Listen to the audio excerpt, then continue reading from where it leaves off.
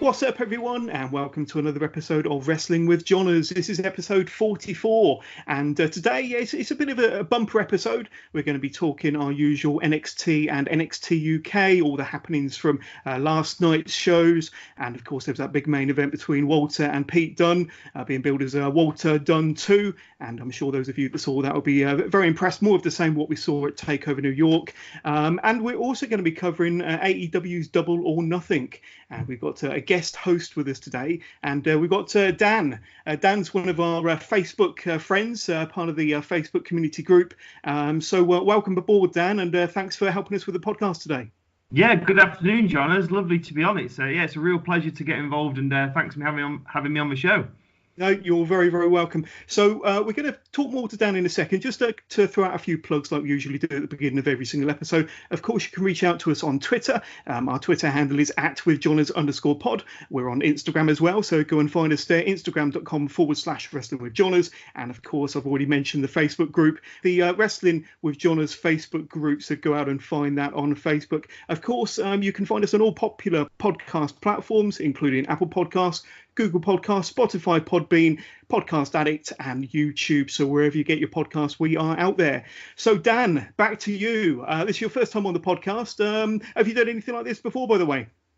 No, this is a first stab for me, John. Yeah, first stab into the world of podcasts. It's something I've been quite keen to get involved in, especially from a wrestling angle. So yeah, great to give me a first kind of shoot. Excellent. So for the listeners to find out a little bit more about you, Dan, I want to find out about when you first came across wrestling, whether it was WWE or WCW, and kind of what really hooked you in, what fascinated you at that young age, and what were the kind of wrestlers that really drew you in at that time. So tell us a bit about your wrestling fandom from an early age. Yeah, so I think I first really got into wrestling probably kind of early 90s. It'll be around the kind of a bit like most of the guys who come on, I suspect, around British wrestling, was the SummerSlam '92. Yeah.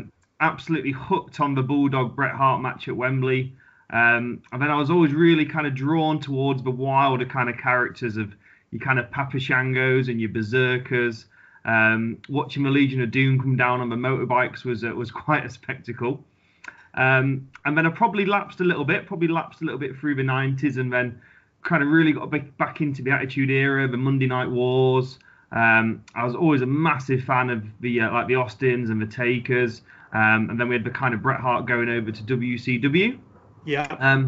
And again, I probably had a bit of a lapse again after the Attitude Era, and then kind of really got back into it the last couple of years. Some of my friends have kind of introduced me to more of a British indie wrestling scene. Yeah. And I've really got my teeth into some of the promotions like the Progress and IPW, and most recently I've been going to watch Breed in Sheffield, who are kind of my new local promotion. Okay. And then again with the onset of the network and the availability of NXT, I've really found myself back at the forefront and really back into watching wrestling for a good few hours a week. Yeah, fantastic. And so you got in around the early 90s. And that's obviously when I got involved as well. Was you at SummerSlam '92 by any chance, Dan? Was you there at the time, or did you watch it on DVD? No, I was much more of a VHS viewer and catching it all back up. But yeah, that's when I really got into things. Around, it was kind of just after you'd had kind of, I guess, the WrestleManias with the big matches with the Hogan and the Warriors, and then we were just kind of transitioning to Bret being the man to carry the company. That's right. And what wrestlers do you like watching nowadays? Any wrestlers that stand out to you, either on the indie scene? You say you're quite a big follower of the UK indie scene, or over in the States. So what wrestlers do you enjoy watching at the moment then, Dan? Yeah, some of the best I've seen recently is I was lucky enough to be at the Rev Pro show just before Christmas at Bethnal Green. And that was the Pac and Ospreay match, which was an absolute belter. Yeah. And I think one of my favourites at the moment is ELP, or El Fantasmo. Yes. I'm completely transfixed the way he kind of runs the ropes, and his balance is absolutely incredible. A bit closer to home, there's a couple of wrestlers from Breed I really like in Sheffield to keep an eye on. Is the Master of Opera Mania, Matt Brooks, who comes out singing all kinds of opera and harping his way around the ring. I'll have to look out for him. I've not heard of him, but it sounds fascinating. Yeah. If you get a chance, John, he is quite a spectacle. He comes out kind of in the the yellow and black of like maybe a Hogan / a Mega Maniacs kind of era. And he sings all the way to the ring, and he doesn't half belt out a few Pavarotti numbers as he's leaping around the ring. Awesome.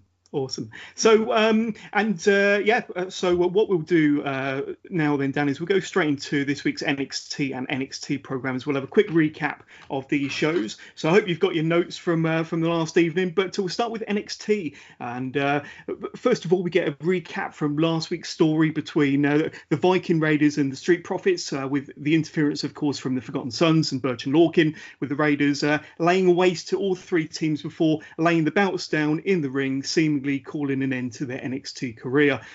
We then get an announcement from NXT General Manager William Regal. In 2 weeks' time, NXT TakeOver 25 will get a ladder match, which will involve 4 teams: the Forgotten Sons, the Street Profits, Lorcan and Birch, and the Undisputed Era with Kyle O'Reilly and Bobby Fish for the now vacant NXT Tag Team Championship. So a bit of a bombshell to start this week's episode, Dan, but a fantastic match to look forward to with those 4 teams at NXT TakeOver in 2 weeks' time. Absolutely, that is a completely, like, my lips are tingling at the prospect of watching that. Yeah. I think what we've seen so far from Montez Ford and his like natural athleticism and ability, he'll be coming up with a real kind of take home NXT moment. And you've got some great clash of styles there. The Street Profits high flying, and you've got the Forgotten Sons, where no doubt Jackson Riker's going to be rolling up his sleeves and getting involved as well. And then like that kind of Brit US strong style with Lorcan and Birch. And then the Undisputed Era obviously kind of bouncing back at the moment after they've patched their differences up. And it'll be good to see Bobby Fish and Kyle O'Reilly getting back in the mix. There we go. We're speaking of the Undisputed Era. All 4 members of Undisputed Era come out to the ring next. All 4 of them. So you've got Strong, Cole, O'Reilly and Fish all appearing to be on the same page in this segment here. So Cole says that they will not stop until they run this place, and that the Undisputed Era will be draped in championship gold, referring to Fish and O'Reilly winning their tag team championships back at TakeOver, and himself defeating Johnny Gargano for the NXT title in 2 weeks' time. Then Johnny Gargano comes out to the stage. Gargano tells Cole that the only reason he is out here celebrating with his boys is because deep down Cole knows that he cannot beat Gargano on his own. Johnny Gargano then gives us all a maths lesson before Matt Riddle storms to the ring to go at it with the members of the Undisputed Era, before being joined by Gargano to clean house while the officials keep the 2 groups apart. So a pretty good opening segment here with the Undisputed Era, Gargano and Matt Riddle getting involved. It seems like the Undisputed Era are back on the same page for the meantime, Dan. But what did you think of this opening segment? It started this week's NXT off with a bit of a bang. Yeah, it was quite unexpected, that kind of start. I didn't think we'd be seeing the Undisputed Era all out this week on Force. And then I think you alluded to there the point with the when Gargano came out with "You're not shocking the math system, Adam." There's a brilliant little bit of comedy thrown in there this week, and I think we've probably all been waiting to see Matt Riddle really be kind of get unhinged and see what he's like when his back's to the wall, and he's really got that great, obviously aggressive aura about him, and now we're seeing him in a more of a darker kind of character. I'm really looking forward to seeing this kind of morphous of Matt Riddle. Yeah, and it's nice to see Matt Riddle involved with more of the main event scene, with some more of the main event players. So that was a good opening segment to this week's NXT. Moving on to the first match of the night, though, we got Sean Maluda versus Mansoor. So you may remember that we saw Sean Maluda a couple of years back. I think it was 2016 with the Cruiserweight Classic tournament that took place at Full Sail, and he caught a few people's eyes in that tournament. But we haven't seen much of him in the WWE since then. However, he was no match, unfortunately, for Mansoor, who appears to be getting quite a bit of a push and a bit of match time over recent weeks, possibly in a bid to elevate a Saudi-born wrestler ahead of Superstar Showdown. Maybe that's just a bit of skepticism from myself, but nevertheless, he does appear to be getting a win or 2 under his belt and doing quite well here. Mansoor wins, of course, after a slingshot neckbreaker and a spinning inverted suplex for the pinfall victory over Sean Maluda. Afterwards, there's a heated exchange with the Undisputed Era in William Regal's office, where William Regal announces the match for NXT TakeOver featuring Matt Riddle and Roderick Strong. Roderick Strong was the only member of the Undisputed Era up until now that wasn't involved in a match at TakeOver, and now he has his chance against Matt Riddle. That makes, like I say, 4 matches so far for TakeOver, including Io Shirai and Shayna Baszler. So up until now, looks like TakeOver 25, which takes place in 2 weeks' time, Dan, seems to be shaping up to be quite a solid card. Yeah, really solid, John. As I was having a bit of fun this morning, kind of pitching my NXT 25 card against my Double or Nothing card for this weekend, and it's there's very little to choose between them. I think they're both really stacked, and now we've got the ladder match, we've got the championship match, and we're going to get to Velveteen Dream shortly. I think we're in for a really couple of great weekends and a couple of late nights, I suspect. Definitely. You can't go too far wrong with any of the takeovers, to be honest with you. And I can't believe they're up to their 25th takeover already, but it's sure to be a cracking show. And of course, we'll talk more about Double or Nothing a bit later on. Regal also announces that tonight there's going to be a tag team main event with Bobby Fish and Kyle O'Reilly, the Undisputed Era, going up against Matt Riddle and Johnny Gargano, and that should be epic. Then we get North American champion, the Velveteen Dream, makes a special appearance here for the Full Sail crowd, and Dream tells us how he's just too big to hold. I'm not quite sure what he was alluding to there, Dan, but some innuendo, I'm sure. Before an NXT original, Prince Pretty Tyler Breeze makes his return to Full Sail to a huge response from the fans. There's loud welcome home chants for Prince Pretty, and you could clearly see that Tyler Breeze was really, really chuffed to bits with this reception that he received from the fans. Breeze said that since Fashion has left NXT, there's been plenty of knockoffs and impersonators, but there's only one Prince Pretty. And Dream made fun of Breeze's gimmick on the main roster with Fandango, and tells Breeze to run along where he belongs. This is quite a fun back and forth exchange between these two. Breeze then agrees to a selfie with the Velveteen Dream. Tyler Breeze then drops the Velveteen Dream with a shot to the head, and this appears to be setting up a match between these two for the North American Championship at TakeOver 25. So you alluded to it a few moments ago. It looks like this is going to be the 5th match on the card for the North American Championship, and the Velveteen Dream will be putting his belt up for grabs against one of the original NXT superstars, Tyler Breeze. So what did you think of this segment? Yeah, this was really fun, John. As a couple of the lines the guys came out with, I think from the kickoff when Nigel McGuinness called the Velveteen Dream the Purple Prince of Pugilism, that really set things up nicely. And kudos to the guys in the wardrobe department who managed to clothe the Velveteen Dream. That get-up gear, something in between like Adam and the Ant in some kind of Roger Moore naval gear from a 007 film. It was pretty something. Yeah. And some of the one-liners, like calling Tyler Breeze the dollar store detective and how often he's been sat in catering on Monday, Tuesday nights, it was a really good setup. It had a nice kind of fun kind of comedic edge to it, but I think with Breeze kind of his hair a little bit, he does look a little bit more serious now with the new shortened coif, and I'm looking forward to these two squaring off. Definitely. And it's a shame because we haven't really seen the best of Tyler Breeze in a few years, and he's been up on the main roster, and he didn't really make a great shout of things as a singles competitor when he first went up. Then he got paired up with Fandango, and there was huge support for Fandango and Tyler Breeze, the Fashion Police, as a tag team, because they had their little skits, they had their backstage comedy segments, which were popular with the fans, but didn't really lead to anything, to be honest with you. And I know that they did have a championship match on a pay-per-view, which was more of a comedy match, but the fans were firmly behind them. But it seemed like the back office weren't, unfortunately. Injuries got in the way with both Tyler Breeze and Fandango being out of action for a little while. So I think there was probably the best move was to move Tyler Breeze back to NXT, which is where he made his name. And it looks like he's back there to make a name for himself again. So a good fit, I would say. But good to see Tyler Breeze back on the NXT brand there, Dan. Yeah, absolutely. I mean, yeah, he's had nothing more than that kind of comedy relief on Monday and Tuesdays, and it's good to see the WWE actually kind of sending a few of the guys kind of both ways, as rather than going from NXT to the main roster. I think it's good to see Tyler Breeze. I think Killian Dane's coming back down again as well. So, good to see a few fresh faces going in both directions.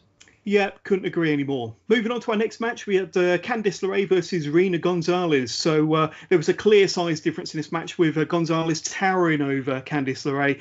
The match goes to the outside where LeRae sends Gonzalez into the ring steps. LeRae nails a picture-perfect leaping hurricanrana, a top rope drop kick, and a moonsault to put Gonzalez away for the impressive win here. LeRae was given little time to celebrate before Shayna Baszler, Marina Shafir and Jessamine Duke came out to attack Candice.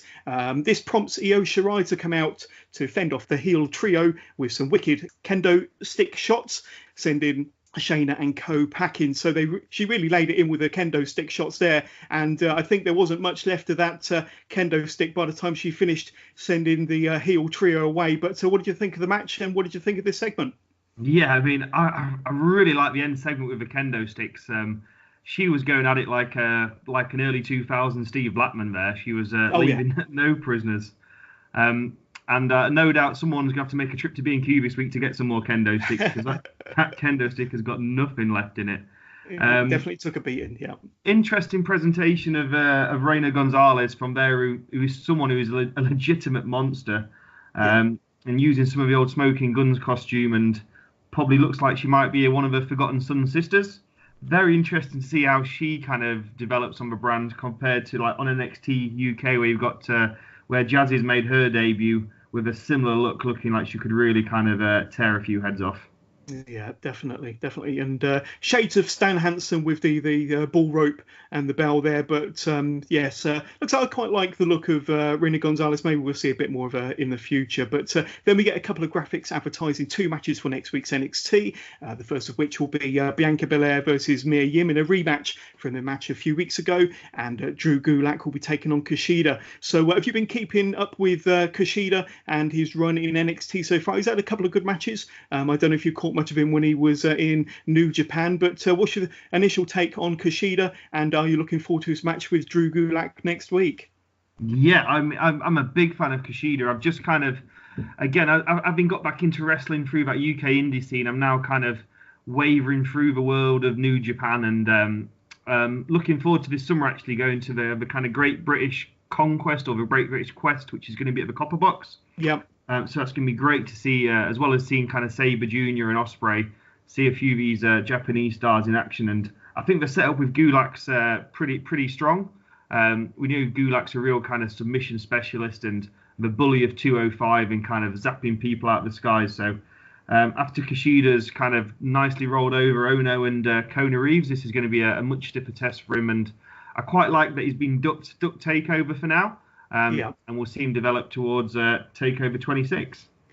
Yeah, definitely looking forward to seeing Kushida against Drew Gulak next week. Should be an excellent match between two very capable wrestlers. But moving on to our main event of NXT, we had Matt Riddle and John Gargano versus the Undisputed Era, Bobby Fish and Kyle O'Reilly, of course. Before this match gets started, we noticed that Riddle has his ribs taped up from the previous attack from Roddy Strong. I think that's from when he got attacked in the car park last week. Gargano is able to turn a triangle into his Gargano escape, so a really good transition there. And as you know, you're going to get a fantastic match between these 4 individuals. Riddle avoids an attack on the outside from O'Reilly, only to be caught with a double axe handle from behind by Bobby Fish, taking him down to the ground. Riddle soon gets ahead of steam with a charge in the corner and an exploder suplex onto Fish. Riddle then executes a trio of gut-wrench suplexes on Bobby Fish before being overcome with a series of double team moves from the Undisputed Era in the corner, with O'Reilly going after Riddle's injured ribs, tearing at the tape there. I'm not sure about you, Dan, but I wouldn't mind seeing Riddle and O'Reilly in a one-on-one match. They really showed a lot of chemistry in this match. They did have a few exchanges during this match, but these two kind of two striking wrestlers, more kind of reality-based wrestling, but they did have a few quite decent exchanges, O'Reilly and Riddle. Certainly a match I'd like to see on a one-on-one basis. What do you think? Yeah, I thought it was a really well put together match, this, and it was quite interesting how the commentary team were really kind of quite focused on Bobby Fish at the start as well. Yeah. He's often kind of like the least referred to member of the UE, but he was getting some big pops as the sports entertainment scientist and the infamous Bobby Fish. And yeah, Kyle O'Reilly, and again with Riddle, they've got similar kind of those kind of cocky, strutty walk-ons, and the striking styles. Both kind of look for that kind of MMA background. And I think there's a real strong possibility there we could see that develop. And it was good to see Kyle O'Reilly recently at the Progress Super 16 and what he can do there as a singles competitor. He really brings a lot to the table.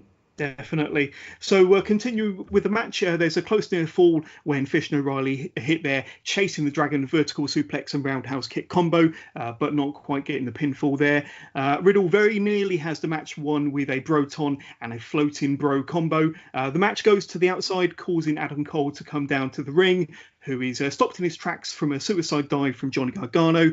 Roddy Strong then appears, comes into the picture attacking Riddle on the outside, setting him up for Fish and O'Reilly to hit their high-low finisher on Matt Riddle in the centre of the ring and getting the pinfall from that move. All four members of the Undisputed Era beat down Johnny Gargano back in the ring as the show goes off the air. And this episode was octane fueled. It was 100 miles an hour from the beginning to the very end of this main event. Definitely delivered. What a match and what a great angle to close this show. A really good episode of NXT there, Dan. Yeah, this almost had like that take home feel about it. That kind of last show before a big event. And very, very strong presentation of the Undisputed Era. Having had a few weeks of ups and downs and ins and outs and lots of the backstage skits and even some kind of stuff emerging on social media. That was a great kind of setup for the Undisputed Era to finish show strong and send them into TakeOver 25 on the crest of a wave, really. Yeah, definitely. And like we said earlier, the card is really shaping up well. They've now got 5 matches announced. They tend to go with 5 matches for these NXT TakeOver shows. And if we stick with those 5, we're definitely not going to be disappointed. That takes place in just 2 weeks' time. And of course, we'll be covering the build-up and the show itself here on the podcast. Looking at this week's NXT UK, Dan, now this is a really big episode that we've all been waiting for ever since it was announced a few weeks ago, with our main event tonight being Walter, the current WWE UK champion, in his much anticipated rematch against Pete Dunne, the Bruiserweight, the former champion, and he held the bout, of course, for 685 days. So that is definitely a mouth-watering match. You obviously enjoyed the match from TakeOver New York, Dan, a few weeks ago over WrestleMania weekend. Was you looking forward to this match as much as I was? Oh, absolutely. Like, any chance you get to see Walter in it, the guy is such a spectacle. We've said it many times on many podcasts, I'd imagine, but the man of that size, he can move around that ring, and he really brings it to life. And the chops when he's in that chopping form, wow, it is deafening. And I think we was all looking forward to seeing Pete Dunne have another stab and try and gain some level of revenge. And this was the great setup for the second part of the instalment. Definitely, yes, and we'll be covering that very soon. The first match of the night on NXT UK was, of course, Travis Banks versus Joseph Connors. So this was another qualifying match to see who would go through to the Fatal 4-Way #1 contenders match, which is going to take place in a couple of weeks' time, to see who will eventually go on to face either Walter or Pete Dunne or whoever is UK champion in 2 weeks' time. Nigel McGuinness and Vic Joseph even mentioned on commentary that Joseph Connors hasn't lived up to expectations since joining the brand over a year ago. However, Joseph Connors does get an early 2 counts from a double foot stomp in this match in the corner on the Kiwi Buzzsaw. Travis Banks regains control with a soccer kick to the chest of Connors and a suicide dive to the outside, with Banks appearing to tweak his own knee on that move. Connors gets a 2 count from a slingshot bulldog and a sunset powerbomb in the corner. That was a really impressive set of moves there from Joseph Connors. Banks does eventually get the pinfall victory, however, in this hard-fought match after his slice of heaven and Kiwi crusher. And I have to give credit to Joseph Connors. I know they mentioned earlier that he's more often not been on the losing end, but he definitely showed me. It showed me a lot in this match, and hopefully there's better things for Joseph Connors to come in the future. But with Travis Banks going over in this match, that does complete the lineup for the Fatal 4-Way. You've now got Travis Banks, Joe Coffey, Jordan Devlin and the Bomber Dave Mastiff, and they'll be fighting each other in a couple of weeks' time to see who will be the new #1 contender. So a fairly good match to kick off this week's NXT UK, and that lineup for the Fatal 4-Way, Dan, is looking pretty solid. Yeah, and an interesting matches, and again, from someone who follows the kind of British indie scene, a bit of a juxtaposition there in terms of guys who are familiar with Progress are used to seeing Banks as the kind of bad guy and part of the South Pacific power trip, and if you're familiar with the kind of British Wrestling Revolution, Connors is the kind of big hero there.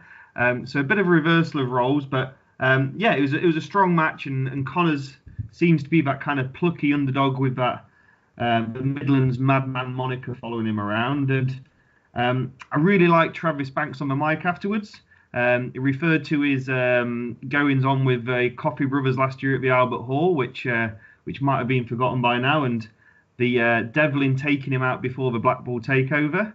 And what I really liked was his reference to Dave Mastiff when he was like, "Yeah, I quite like Dave. He's just big."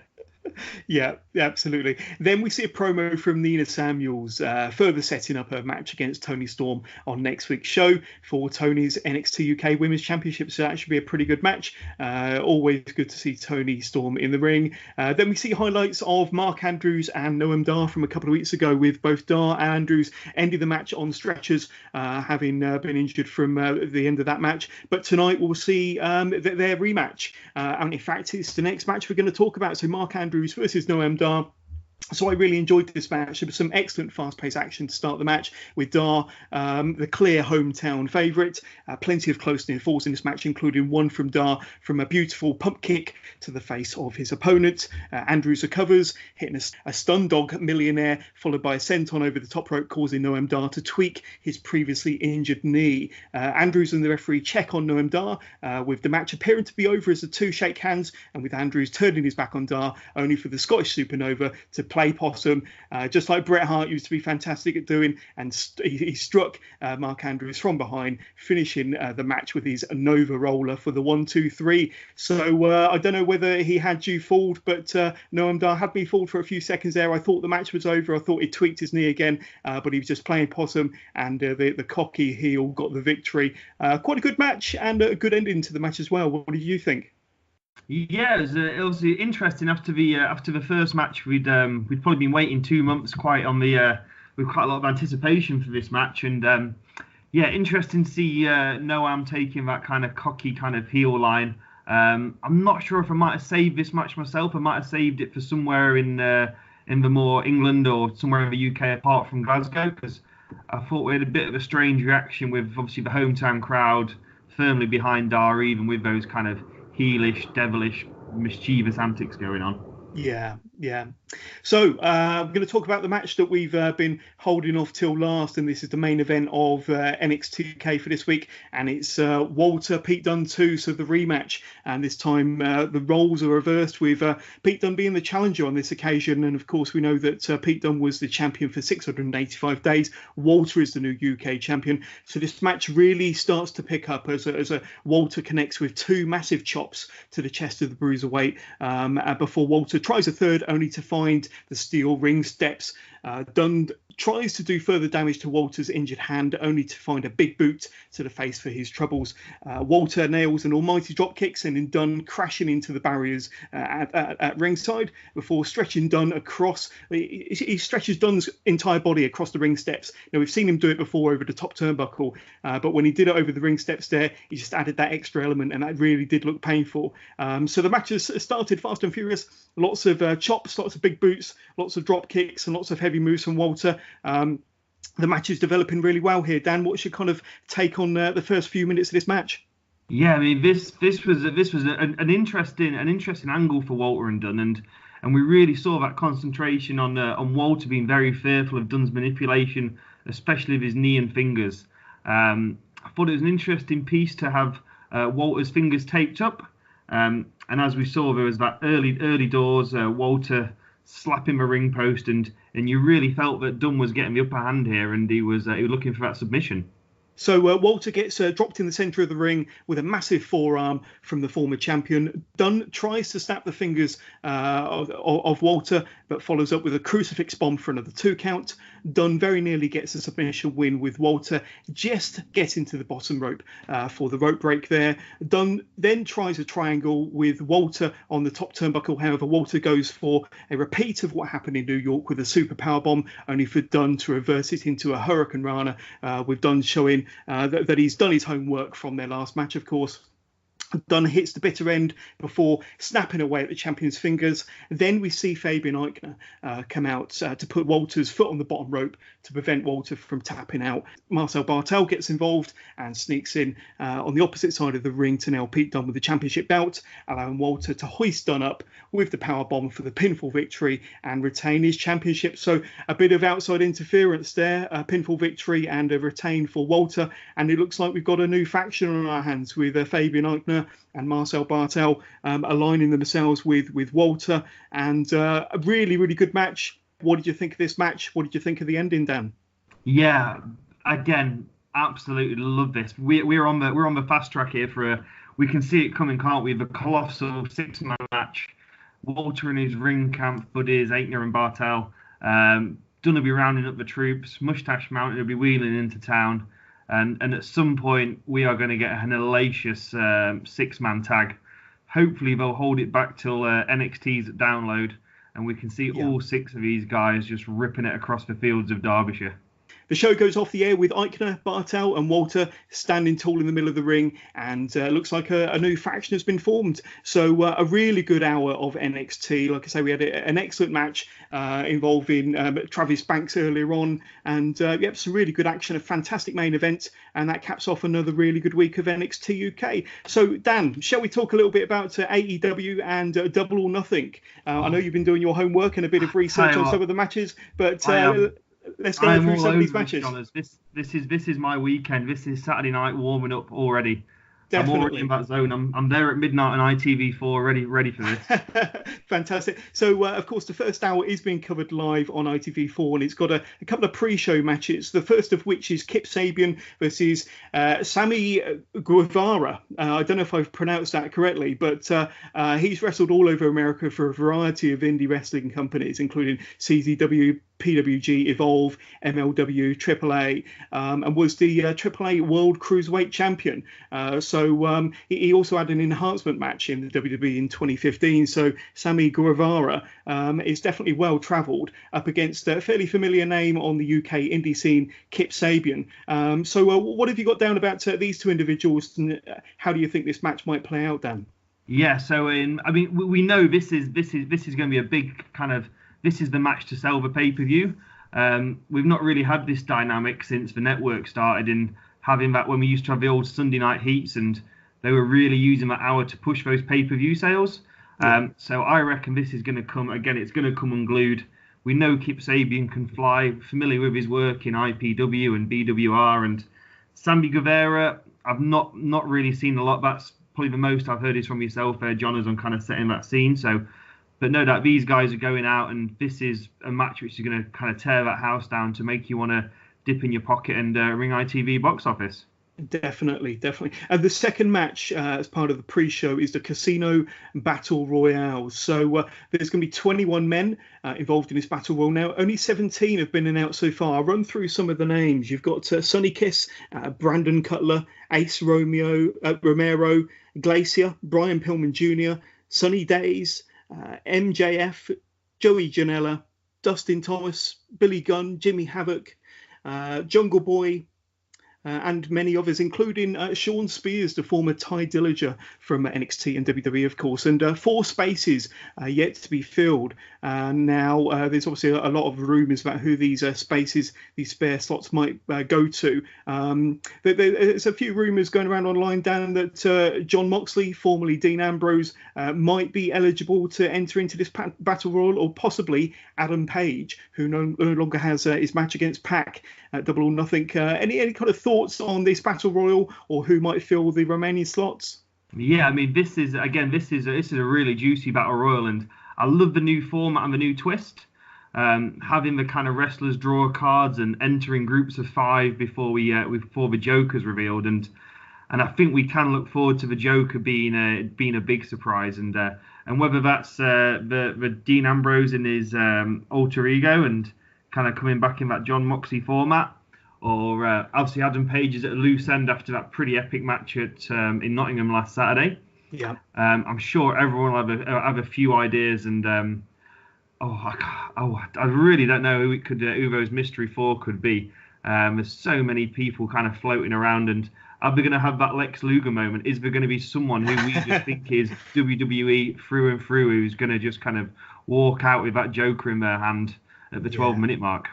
Well, originally Adam Page was going to be fighting Pac for the to be the first ever AEW World Champion. Now that match, of course, is not happening, so it appears that they're not actually having a championship match at Double or Nothing. But the winner of this Battle Royal will be put into a number one contenders match against the winner of Chris Jericho and Kenny Omega. That will be a number one contenders match. You kind of have to feel that the winner from this Battle Royal needs to be a big name. It needs to be kind of a marquee name. Looking at the 17 that are already listed, there's nobody that really jumps out. Possibly Sean Spears,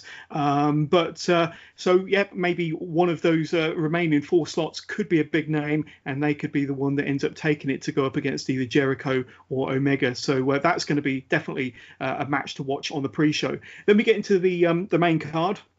Now, the women's match that we got a 3-way Dr. Britt Baker versus Nyla Rose versus Kylie Rae. Not too familiar with Nyla Rose or Kylie Rae. Britt Baker we're a bit more familiar with, and of course she's the better half of Adam Cole, of course. Britt Baker is a well-travelled, well-seasoned indie wrestler, and of course she was a part of the triple threat match at All In last September. But what can you tell me about the individuals in this match, and how do you think it's going to pan out? Yeah, I think interesting work from Double or Nothing here in the AEW, and they're really trying to put women's wrestling back on the map. And I think they've really set the stall out to kind of get women's wrestling and tag team wrestling really back in the main event picture. This is essentially really an exhibition match, so we might be able to read too much into the result, but I would expect Mrs. Adam Cole to come over very strongly, and on the kind of send home YouTube being the elite this week, it was the ladies here are all featured in the initial kind of videos which were featured to kind of build up. Yes. So it should be a good match. Interesting to see more from Nyla Rose and Kylie Rae. No doubt after this match there'll be big stars, and they'll be talked about the following day. The next match I want to talk about is SoCal Uncensored. So that's Christopher Daniels, Frankie Kazarian, and Scorpio Sky versus the Strong Hearts. So this is a team comprised of talent from OWE, Oriental Wrestling Entertainment, so over in China. And I know that that's kind of becoming a bigger promotion. Of course, it's being promoted through Nothing Else on .tv, and they do have an association with AEW, of course. But what I do know about the talent from OWE and the Strong Hearts is it's kind of very athletic. It's kind of different to any sort of wrestling style that you've seen before. And SoCal Uncensored, we're familiar with those from Ring of Honor. And this should be quite an entertaining match. What's your kind of take on this match and the 6 individuals involved? And what sort of match do you think we're going to see on Saturday night from these individuals? Yeah, I think we're going to see a real kind of high-flying, high-octane, lots of pace and action here, Jonas. We've got that kind of Ring of Honor, TNA kind of feel of the guys we are more familiar with. The Kazarians and the Daniels are kind of staples of that X Division style.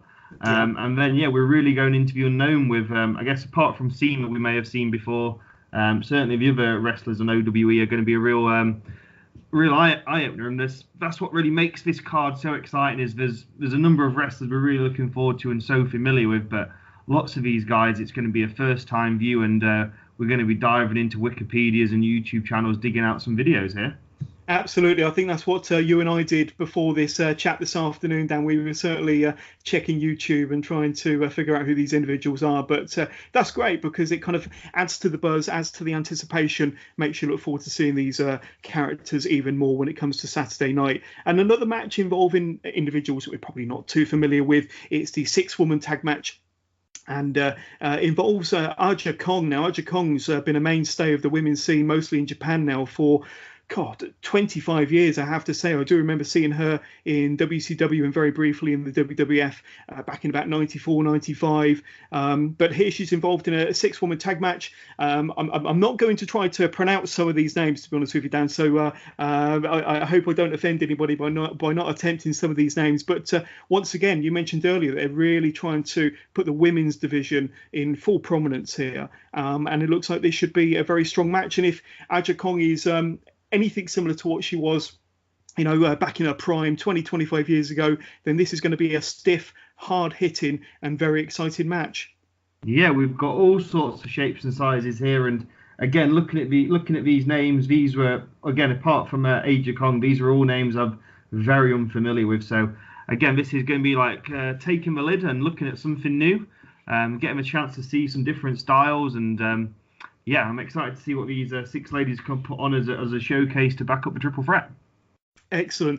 Back onto more familiar ground. I've got some wrestlers that we're going to talk about that we are a little bit more familiar with, and that's Chucky T, or Chuck Taylor, and Trent Beretta, otherwise known as Best Friends, versus Angelico and Jack Evans. So I know that Angelico and Jack Evans, they've tagged together many times before. I believe that they're about 3 or 4 time AAA tag team champions from around the 2016-2017 mark.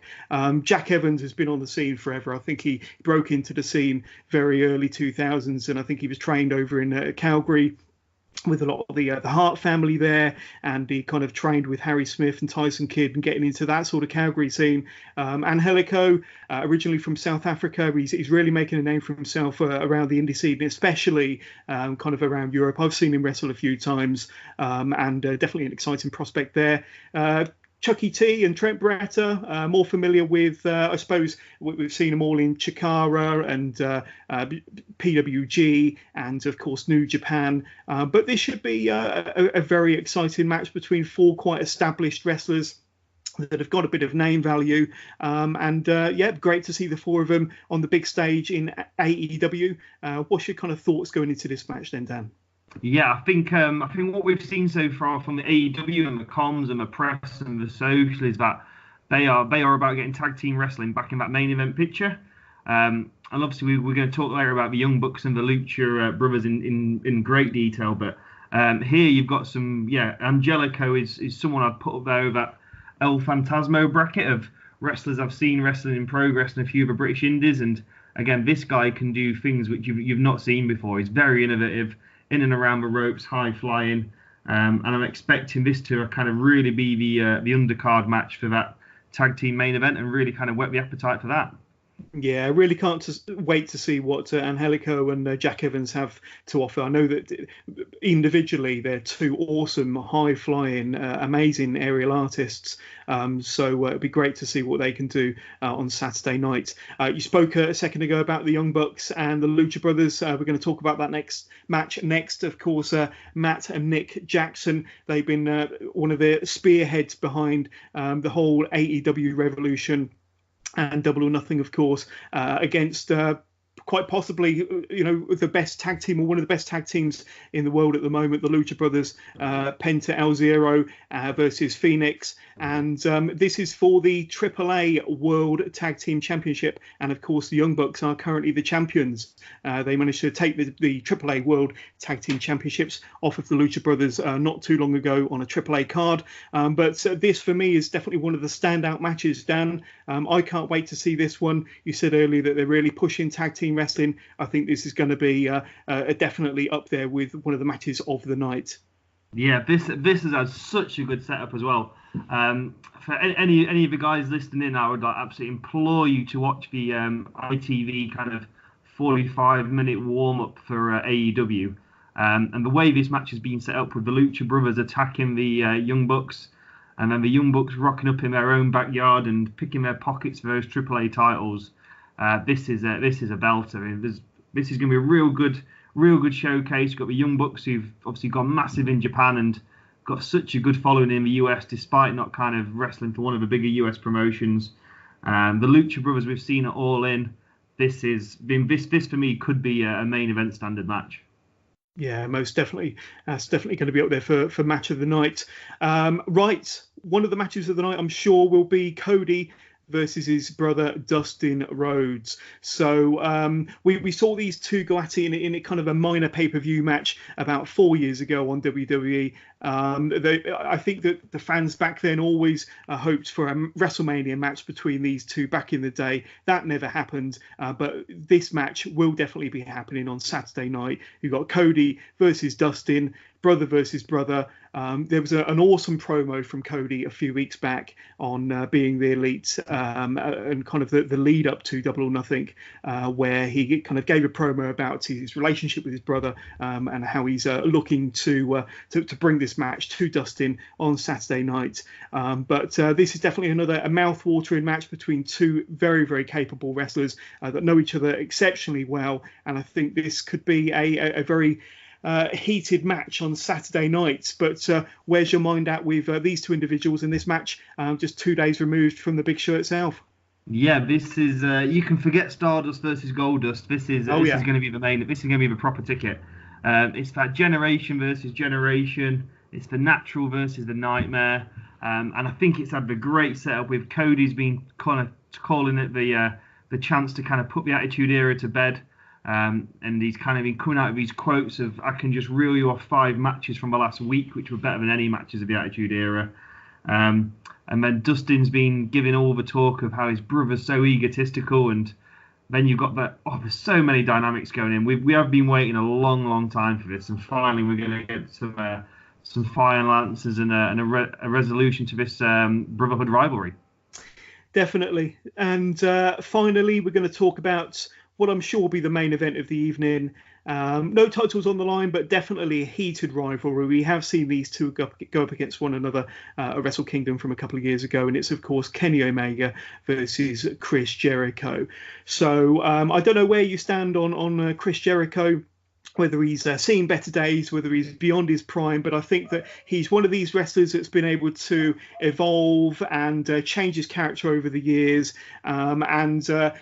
I think he's kind of reinvented himself to the point where he feels fresh again. And I think his match against Kenny Omega on Saturday night is going to, I think it's definitely going to be worth staying up for. Everybody loves Kenny Omega. I think he has to be pretty much up there with being the best wrestler in the world at the moment. But how hyped are you for this match? What are your thoughts going into it? What are your thoughts on these two wrestlers, Dan? Yeah, there'll be no danger of me falling asleep here, John, as I will be eyes wide here watching this one. This is great setup. Again, a bit like DUNNE II earlier we spoke about. This is Omega Jericho 2. We had the epic at Wrestle Kingdom, and although Jericho might have come out looking like he was having a midlife crisis with that get-up gear, he's certainly got all the pieces back together here. The promo video where he's training in Dave Bautista's gym, that's got some real kind of heat on it. They're both looking in great shape. Jericho's got a new finisher he's going to unleash, so we can look forward to seeing the Judas effect of his new spinning elbow. And unlike some of his kind of peers in a similar age group, like the Triple H's of the world, I think Jericho's a man who keeps fresh in his act. He's got a new opponent here. He's in the main event. He's definitely going to bring it. And Omega's big chance for him to kind of get that big splash in America, having such a massive star in Japan. This is his big chance to become a household name. Yeah. So, I mean, that kind of covers off our preview of Double or Nothing. And I think anybody that's not ordered the pay-per-view, whether it be on Fight.tv or through ITV Box Office, definitely go out and do it. And if you're unfamiliar with some of the wrestlers, or you're unfamiliar with many of the names that's going to be taking part in Double or Nothing, don't let that put you off, because I think that if you watch it, you'll appreciate what they have to offer, and I think you'll come away enjoying the show and being more knowledgeable for those wrestlers, and it can enjoy the next big promotion that's going to give you that alternative. And if you've fallen out of love with the WWE over recent years, then maybe AEW is for you, and maybe AEW is your alternative wrestling promotion. So give it a chance, even if you're not familiar with some of the names that are going to be taking place. You'll be talking about them over the water cooler on Monday morning, and I'm sure that you'll love it just as much as me and Dan will. So Dan, that's the end of this episode, buddy. I just want to thank you so much for coming on board. Would love to get you on again for a future episode. But in case any of the listeners want to kind of reach out to you, want to kind of get in touch with you on social media, have you got any Twitter pages, any Instagram, any Facebook? Where can the listeners get in touch with you if they wish to? Yeah, absolutely. I'd love to hear from some listeners. So obviously Facebook, I'm in the Johners Wrestling Podcast group, so you can easily find me in there. My Twitter handle is @DG 38803 and my Instagram is dead easy. That is CheekyDan182. Superb. There we go. So if you want to friends Dan on any of them social media channels, I'm sure you're more than happy to interact with you. But in the meantime, that's the end of this episode. So I'll be back later on this week. We will be reviewing Double or Nothing, and that will be dropping hopefully Sunday evening, the day after the big show itself. So if you are going to be watching Double or Nothing, enjoy the show. But in the meantime, from myself and from Dan, thank you very much. Take care and speak to you all soon.